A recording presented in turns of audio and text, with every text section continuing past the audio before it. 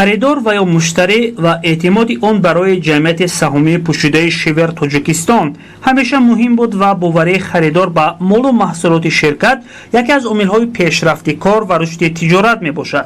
با در نظر داشت این رابطه شرکت در سیمای پرزیدنت شرکت شیور اینترنشنال با هیئت همراهانش از خواجگی دهقانی سخاوت دیدن کرد و از پرورش محصولات تر و تازه و از جهت اکولوژی به ضرر خواجگیداران شناس گردید.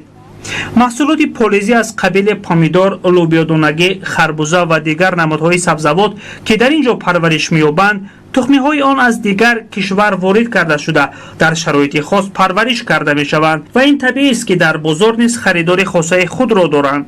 Bonjour à tous, je suis vraiment... امروز از وخوری با رخشانه و دلشاد خیلی شدم، زیرا این دقیق روحیه و میل ما به کار در تاجیکستان است. چند سال پیش ما به تاجیکستان اومدیم تا در اینجا یک زنجیره نوی سودای مال و محصولات بنیاد کنیم تا تمام ساکنان تاجیکستان و محصولات با صفت دسترسی داشته باشند. کار در روحیه شریکی و همکاری با رخشانه و دلشاد امکان می‌دهد که محصولات تخمی از کشور دیگر آورده شده، محصولات با صفت توسط تجربه پرورش شده، کارهای استثنایی که با تکنیک خود انجام داده‌اند، در زمین خود با آب خود پرورش نموده‌اند، ثروت‌های خود را با شرافت دانششان استفاده برده‌اند. شما با این محصولات عموماً آشنا نیستید. آنها از جهت اکولوژی تازه هستند. مثلا پامیدار نوع اناناس شیرین، دل بزرگ، لوبیا، نوع‌های گوناگون سالادهای سبز، خربوزه کواییان نه تنها با طعم بلکه با تازگی و پاکی از لحاظ اکولوژی نیز فرق میکنند، زیرا که آنها با مهارت خاص پرورش کرده میشوند و طبیعی هستند. این محصولات ها با کمترین نوری‌های معدنی ولی با بزرگترین میل و رغبت پرورش کرده شدند.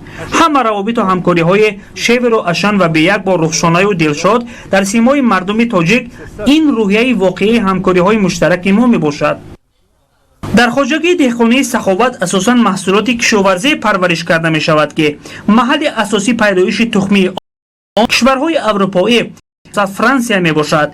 نوع‌های گوناگون پامیدار، بادرنگ، خربوزه و دیگر سبزوات که در این خواجگی پرورش می یابند با کمترین استفاده نوری و مینرال ها پخته می رسند. Par exemple, پامیدار چری یکی از محصولات عالی، بیومحصولات واقعی اکولوژی برای سلامتی مفید و دارای طعم عالی‌جناب است که با شرافت مهنت آنها و شرافت همکاری ما پرورش کرده شده است و این محصولات به زودی دسترس همه می‌گردد. merci. نوع‌های گوناگون پامیدار از جمله پامیدار نماد اناناس شیرین و دل بزرگ از سرطلب‌ترین محصولات به شمار می‌رود که در اینجا با اصول مخصوص پرورش کرده می‌شود. رهبریت خواجگی دهقانی با نظرداشت طلبات شرکت و محصولات محلی همکاری را به راه مانده، من بعد می‌خواهد در تامینات بازار با محصولات تازه اکولوژی پیشرفت باشد. В этом году совместно с компанией Шивер Таджикистан решила совместно сделать такой маленький, так сказать, эксперимент, чтобы по климату Таджикистана посмотреть по семенам фирмы Готье, французской фирмы компания, томаты разные культуры. Решили сделать совместно, посеяли, так сказать, помидоры. И ну, то, что вы сейчас видите здесь, мы это все по разным культурам поставили. В этом году собираемся посмотреть, как они себя покажут и как мы можем дальше от этого делать выводы и что мы будем в дальнейшем планировать.